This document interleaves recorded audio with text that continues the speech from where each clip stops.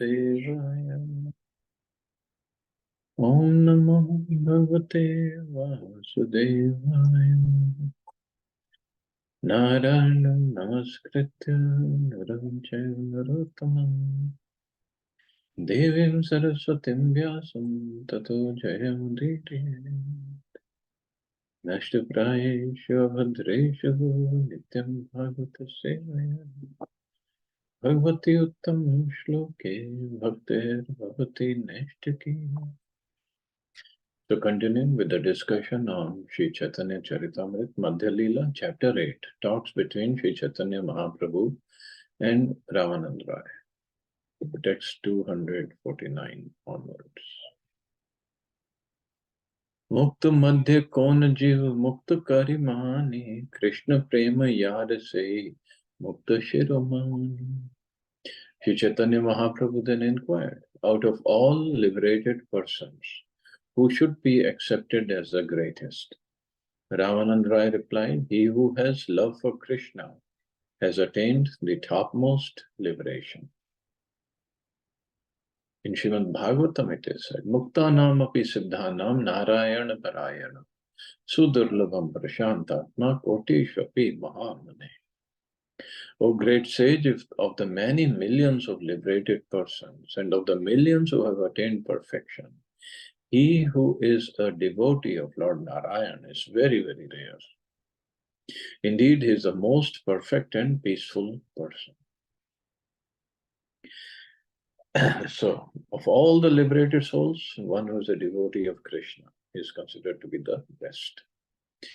Gana madhya kon gan jivera nij dharma Radha Krishnera prema keli jai gitera marma. Sri Chaitanya Mahaprabhu next adds Ramanand Rai. Among many songs, which song is to be considered the actual religion of the living entity? Ramanand Rai replied, that song describing the loving affairs of Sri Radha and Krishna is superior to all other songs. So, people like to sing songs, which is good. Sing about Radha and Krishna, loving affairs of Radha and Krishna. As stated in Srimad Bhagavatam, Anugrahaya Bhaktanam Manusham Deham Astitam Bhajate Tadrishi Krida Ya Shrutva Tatparo Bhavet. Lord Krishna descends apparently as a human being, and he exhibits his transcendental pastimes in Vrindavan, so that the conditioned soul may be attracted to hearing his transcendental activities. Non-devotees are strictly prohibited from participating in songs celebrating the loving affairs of Radha and Krishna. Unless one is a devotee, it is very dangerous to hear the songs about the pastimes of Radha and Krishna that are written by Jayadev Goswami, Chandidas, and other exalted devotees. Why? Because then we're gonna misinterpret those songs and we'll start committing offenses. Lord Shiva drank an ocean of poison, but one should not imitate this. One must first become a devotee of Lord Krishna. Only then can one enjoy hearing the songs of Jayadev and relish transcendental bliss.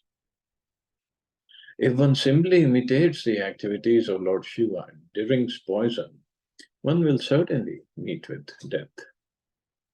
So we cannot imitate Lord Shiva or Radha Krishna or any of the incarnations and their pastimes. So we just need to purify ourselves.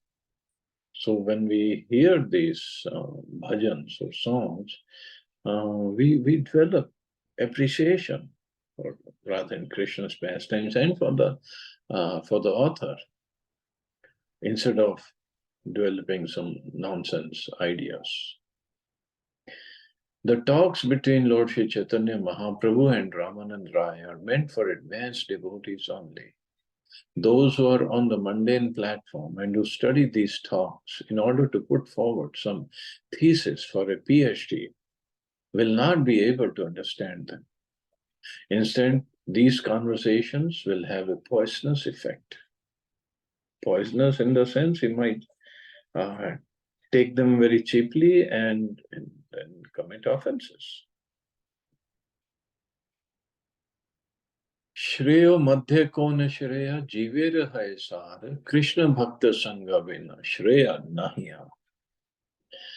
Then Sri Chaitanya Mahaprabhu asked, out of all auspicious and beneficial activities, which is best for the living entity? Ramanand Rai replied, the only auspicious activity is association with the devotees of Krishna. Earlier also he asked, what is the unhappiness, worst form of unhappiness? That is, if one loses the association of devotees. And what is the most auspicious activity? Here they say, that's association. According to Srimad Bhagavatam, at atyantikam kshemam prichhamo bhavato anagha sansare asmin shanardho api satsanga shevadhir nirna. We are asking you to tell us what is the most perfect welfare activity. I think that in this material world, association with devotees, even if we for a moment, is the greatest treasure house for mankind. Kahara smarana jiva karibe anukshan, Krishna nama guna lila pradhana smara. Sri Chaitanya Mahaprabhu asks, what should all living entities constantly remember? Ramanand Rai replied, the chief objects of remembrance are always the Lord's holy name, qualities, and pastimes. Krishna, Nama, Rupa, Nama, Guna, and Lila. That's the only thing to remember.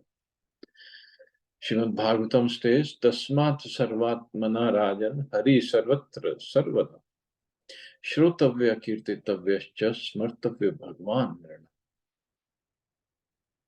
Shukdev Goswami concludes, the business of the living entity is to always remember the Supreme Personality of Godhead in every circumstance. The Lord should be heard about, glorified, and remembered by all human beings. But we want to hear about politicians, movie actors, sports people, glorify them and remember them. That's all we do. And what is going to happen in the end? That's what Krishna says.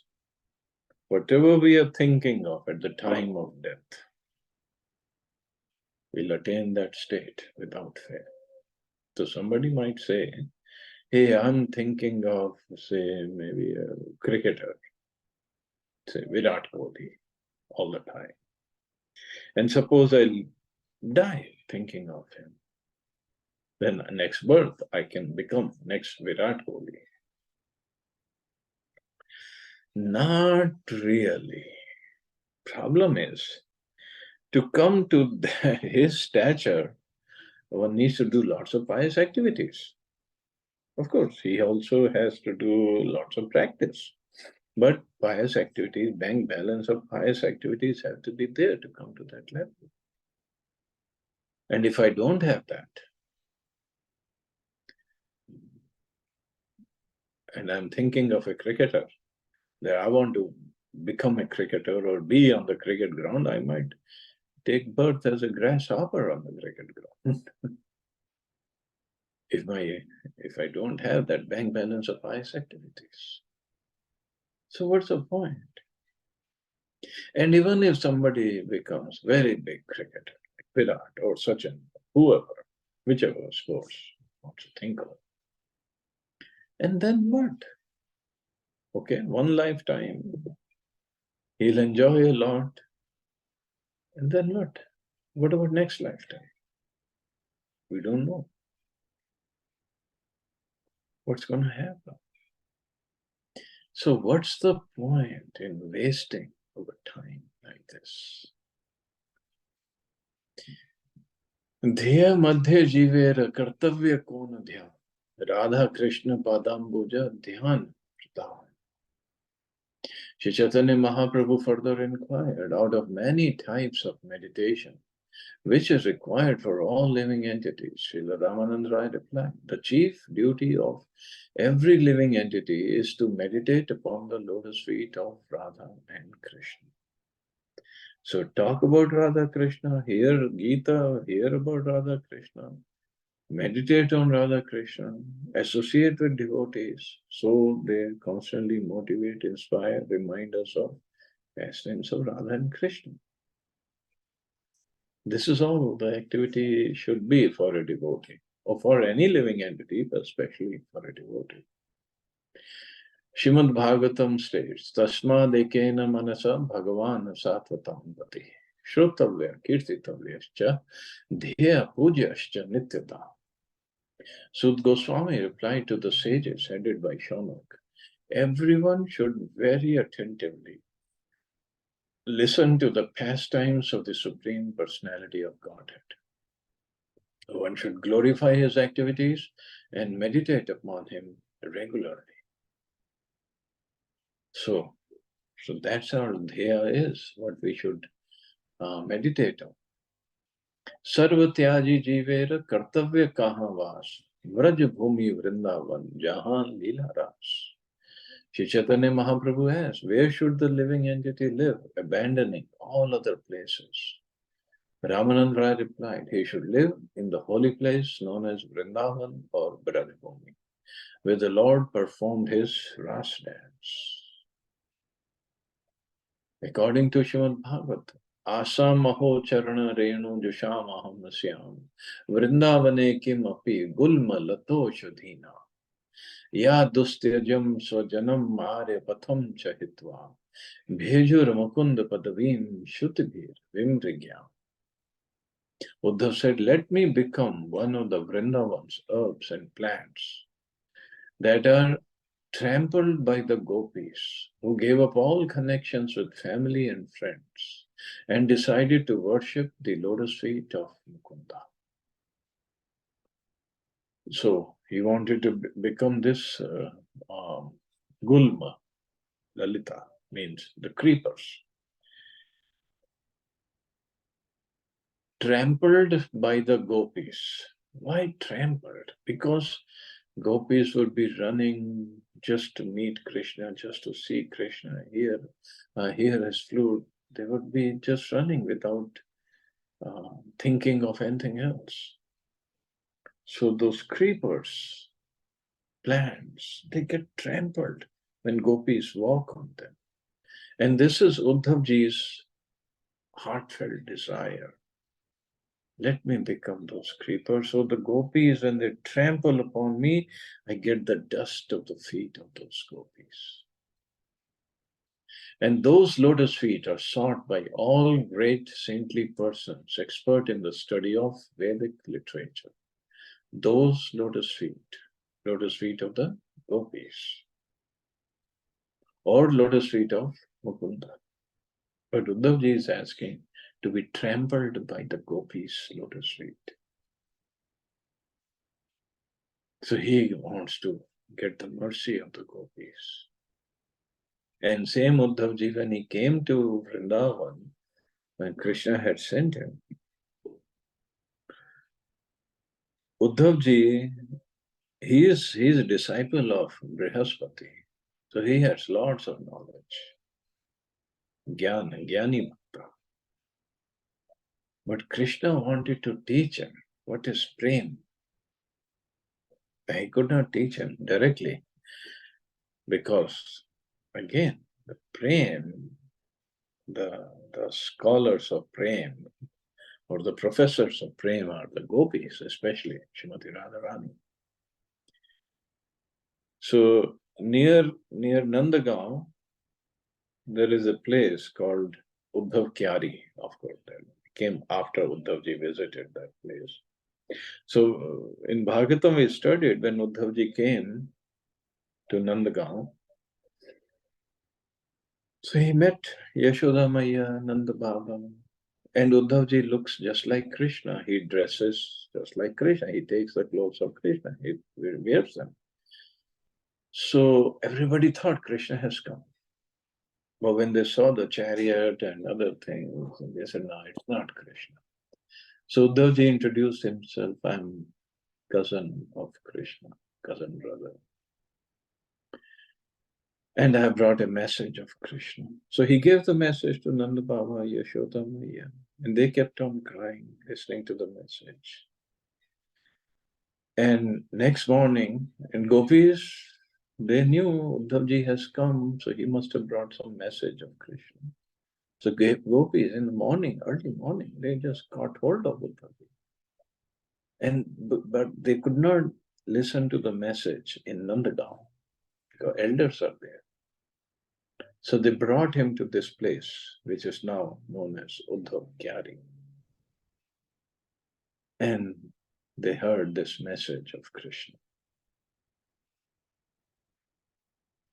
They didn't like the message. They said, we have to give you some gyan, the real gyan. They didn't give the gyan to Uddhavji and Uddhav Kyari because this wasn't their place. Their place in the sense, I mean, the gyan can only be given at a conducive place.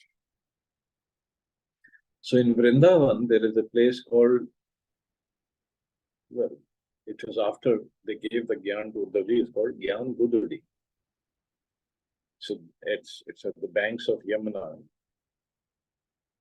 And that's where they gave the Gyan to Uddhavji. And that is where Brahmar Geet happened, where Radharani is speaking in an ardent state to a black bumblebee. And Uddhavji is sitting right there. And then he understood what is real Gyan, what is love. And that is why Uddhavji, he became a maddened person afterwards. And this shloka, he spoke at Govardhan. There is a place, Uddhav Kund. And that is where the shloka is written. And Uddhavji's Vigra is there at Uddhav Kund. And then he's asking for, not giving gyan to gopis, but he's asking for the dust of the lotus feet of the gopis. And he's saying, I'm not even qualified to be a person. So he said, just let me become these herbs and plants and the creepers. So the gopis would trample on my head. And I get the dust of the lotus feet of gopis, so I can also understand Krishna. I also get Krishna.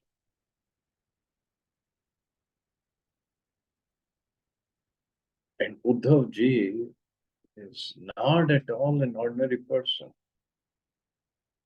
Uddhav and Akrur are the two people Krishna would always seek guidance from in Dwarka. See, this is the mood of the gopis. This is the devotion of the gopis. That's why gopi bhav is the topmost. Shravana madhya jiver kona shrestha shravan. Radha Krishna prema keli karna rasaya. So even for hearing, what is the best? Shri Chaitanya Mahaprabhu asked, out of all topics people listen to, which is the best for all living entities? Ramanand Rai replied, hearing about the loving affairs between Radha and Krishna is most pleasing to the ear. So, loving affairs, yes, but we have to be qualified. So, till then, hearing of holy name. According to Srimad Bhagavatam, Vikriditam Brajavadhubhir idam cha Vishnu Shraddhanavito anu Shrinuyat atha varna yedayam Bhaktim param prati pratilabhya kamam Hridarogam ashva apahinoti achirenadi. He who faithfully hears about the dealings between Lord Krishna and the gopis in the Ras dance, and he who describes these activities attain to the perfectional stage of devotion service. and simultaneously lose material, lusty desires. A liberated person who hears about the loving affairs of Radha and Krishna is not inclined to have lusty desires. One mundane rogue once said that when the Vaishnavas chant the name Radha, Radha, he simply remembers a barber's wife named Radha. This is a practical example. Unless one is liberated, he should not try to hear about the loving affairs between Radha and Krishna. If one is not liberated and listens to a relation of the Ras dance, he may remember his own mundane activities and illicit connections with some women whose name may also be Radha. In the conditioned stage, one should not even try to remember such things. By practicing the regulative principles, one should rise to the platform of spontaneous attraction for Krishna. Then and only then should one hear about Radha Krishna Lila. Although these affairs may be very pleasing both to conditioned and to liberated souls, the conditioned soul should not try to hear them. The talks between Ramananda Rai and Sri Chaitanya Mahaprabhu are conducted on the platform of liberation. They both are. Ramananda Rai is Vishaka Sakhi and Chaitanya Mahaprabhu is Radha and Krishna combined. So again, those talks, and Mahaprabhu also was very careful to have these conversations only with few people, not with everybody, not even with Nityananda Prabhu or Advaita. He did not have these conversations. So means these are very, very confidential conversations, and we have to be at that stage to really understand, appreciate, glorify. Upasera madhye kon upasya prabhu. Shreshtha upasya yugal Radha Krishna. Sri Chaitanya Mahaprabhu asked, among all worshipable objects, which is the chief? Ramananda Rai replied, the chief worshipable object is the holy name of Radha and Krishna, the Hare Krishna mantra. So according to Srimad Bhagavatam, etavan eva lokesmin pumsa dharma parasmarita bhakti yogo bhagavati tan nama grahanadivi. In this material world, the living entities' only business is to accept the path of bhakti yoga and chant the holy name of the So, all worshipable objects, the chief object is Harinam. Mukti bhukti vancha jayi kaha duhar gati sthavar deha deva deha yaiche avasthiti. And what's the destination of those who desire liberation and those who desire sense gratification? Sri Chaitanya Mahaprabhu asked. Ramananda replied, those who attempt to merge into the existence of the Supreme Lord will have to accept bodies like those of trees. And those who are overly inclined towards sense gratification will attain the bodies of demigods. Bodies of trees, those who want to merge into existence of the Supreme Lord. So those who desire liberation by merging into the existence of God do not desire sense gratification within the material world. On the other hand, they have no information about serving the lotus feet of the Lord. Consequently, they are doomed to stand like trees for many thousands of years. Although trees are living entities, they are non-moving. The liberated soul who merges into the existence of the Lord is no better than trees. Heavy. Trees also stand in the Lord's existence because material energy and the Lord's energy are the same. Similarly, the Brahman effulgence is also the energy of the Supreme Lord. It's the same whether remains in the Brahman effulgence or in the material energy, because in neither is there any spiritual activity. So trees just stay at one place, can't move. So similarly, those who want to merge into Brahm Jyoti, they also just stay at one place in Brahm Jyoti. What to do? There is no activity. So better situated are those who desire sense gratification and promotion to the heavenly planets. Why? Such people want to enjoy themselves like denizens of heaven in the gardens of paradise. They at least retain their individuality in order to enjoy life. But the impersonalists who try to lose their individuality also lose both material and spiritual pleasure. The last destination of the Buddhist philosophers is to become just like a stone, which is immovable and has neither material nor spiritual activity. As far as the hard-working karmis are concerned, Srimad Bhagavatam states, Ishtveha devata yagyar swaralokam yati yakikam bhunjit devavat tatra bhogan divyan nijarchitan. After performing various sacrificial rituals for elevation to the heavenly planets, the karmis go there and enjoy themselves with the demigods to the extent that they have obtained the results of pious activities. Bhagavad Gita, Krishna also says, but Shirne Punyam Arte Lokam Vishanti. Those who study the Vedas and drink Soma juice, seeking the heavenly planets, worship me indirectly. Purified of sinful reactions, they take birth on the pious heavenly planet of Indra, where they enjoy godly delights. When they have thus enjoyed vast heavenly sense pleasure, and the results of their pious activities are exhausted, they return to this mortal planet again. It's a wastage of time. But at least the soul is active, and there is a chance that he gets some mercy of some devotee. He performs some agyat sukriti and gets a mercy.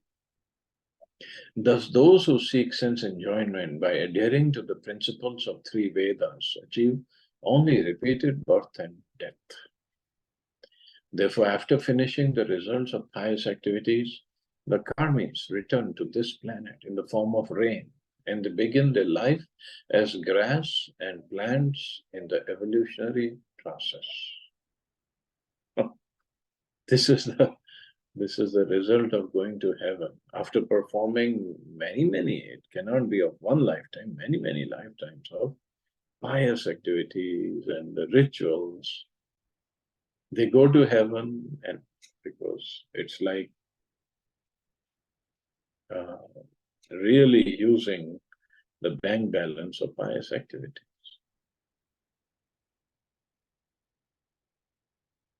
It's like somebody earns in rupees and comes to USA and spends in dollars. So very soon his bank balance will be over. So, and then it's, as Prabhupada said, they begin their life as grass and plants in the evolutionary process. When they fall on the earth in the form of rain. So what's the point? It's a wastage of time. Arasagya kakachushe jnana nimba phale. Rasagya kokila khai premamra mukule. Ramananda Rai continued, those who are devoid of all transcendental mellows are like the crows that suck the juice from the bitter fruits of the Nimba tree of knowledge, whereas those who enjoy mellows are like the cuckoos who eat the buds of the mango tree of love of Godhead. The speculative process of empiric philosophy is as bitter as a fruit of the Nimba tree. Nimba means neem tree. Tasting this fruit is a business of crows. In other words, the philosophical process of realizing the absolute truth is a process taken up by crow-like men. But the cuckoo-like devotees who have very sweet voices with which to chant the holy name of the Lord and taste the sweet fruit of the mango tree of love of Godhead, Such devotees relish sweet mellows with the Lord. So it's up to us whether we want to become like crows or cuckoo. Abhagiya Gyani Aswade Shushk Gyan. Krishna Prema Mritapan Kare Bhagyavan. Ramanand Rai concluded, the unfortunate empiric philosophers taste the dry process of philosophical knowledge, whereas the devotees regularly drink the nectar of love of Krishna. Therefore, they are the most fortunate of all. So for Gyanis, he gave the conclusion. For yogis, those who want to merge in Brahm Jyoti, out of all these, the devotees are the best. Why? Devotees regularly drink the nectar of love of Krishna. So even before they are liberated, they enjoy, and after they go back to the spiritual world, they enjoy more. Ei mata dui jana Krishna katha rase nitya gita rodane aila ratri shesha. In this way, Chaitanya Mahaprabhu and Ramanand Rai passed the whole night relishing the mellows of Krishna katha, topics about Krishna. While they were chanting, dancing, and crying, the night ended. Dohe nija nija karya chali lavihan, sandhya kale rai asi, milila haradin. The next morning, they both departed to perform their respective duties. But in the evening, Ramanand Rai returned to meet the Lord again. Ishta Goshti Krishna Katha Kahi Katakshana Prabhu Pada Dhari Rai Kare Nivedana. That evening, after discussing the topics of Krishna for some time, Ramanand Rai caught hold of the lotus feet of the Lord and spoke as follows. Krishna Tattva, Radha Tattva, Prema Tattva Sar, Rasa Tattva, Lila Tattva, Vividha Prakar. There is a variety of transcendental truths. The truth about Krishna, the truth about Radharani, the truth about their loving affairs, the truth about transcendental humors, and the truth about Lord's pastimes. Eta Tattva Mora Chitte Kaila Prakasham, Brahma ke Veda Yena Padaile Narayan. You have manifested all these transcendental truths in my heart. This is exactly the way Narayan educated Lord Brahma. The heart of Brahma was enlightened by the Supreme Personality of Godhead. This is Vedic information given in the Shvetashvatar Upanishad. It says, because I desire liberation, let me surrender unto the Supreme Personality of Godhead, who first enlightened Lord Brahma in Vedic knowledge through Lord Brahma's heart. The Lord is the original source of all enlightenment and spiritual advancement. In this connection, when we refer to Bhagavatam, different shlokas. Antaryami Ishvarer ei riti hai, bahirena kahe vastu prakashe hridaya. Ramanand Rai continued, the super soul within everyone's heart speaks not externally, but from within. He instructs the devotees in all respects, and that is his way of instruction. Here Sri Ramanand Rai admits that Chaitanya Mahaprabhu is a super soul. It's a super soul that inspires the devotee. Therefore, he is the original source of the Gayatri Mantra, which states Om Bhurbhuva Swa. Savita is the original source of all intelligence. That Savita is Lord Chaitanya Mahaprabhu. This is confirmed in Srimad Bhagavatam.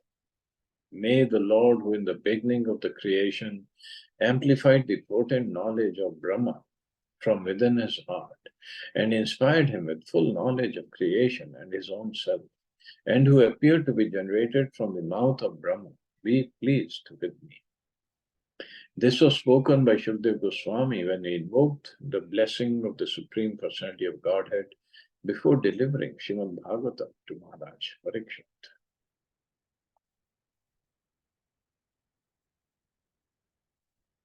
So then he quotes the first verse of Bhagavatam. Janmadi yasya yato anvyad itartaschartheshva bhigya swarat. O my Lord Krishna, son of Vasudeva, who are all-pervading personality of God, I offer my respectful obeisances unto you. I meditate upon Lord Shri Krishna because he is the absolute truth and the primeval cause of all causes of the creation, sustenance, and destruction of the manifested universes. He is directly and indirectly conscious of all manifestations, and he is independent because there is no other cause beyond him.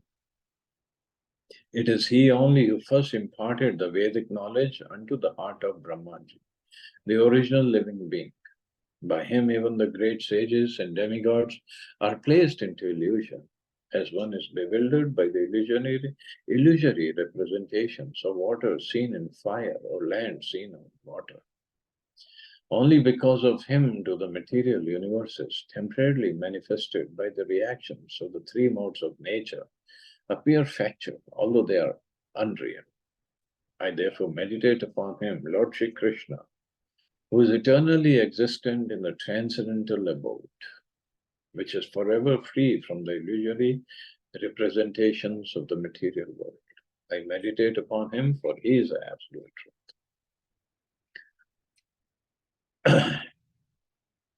So it's a Lord only who Ramananda is saying he is the only Chaitanya Mahaprabhu is the one who is inspiring him to speak. When he was speaking from within, that's what he's admitting.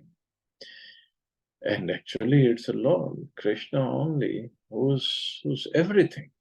It just we have to understand and we have to be devoted to him.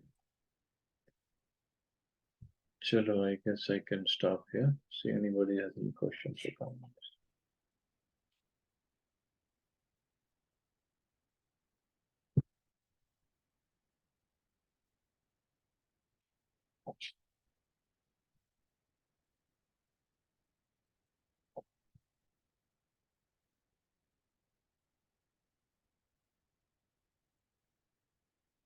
Okay, you all have a safe and wonderful day. Hare Krishna. Jai Shri Prabhupada.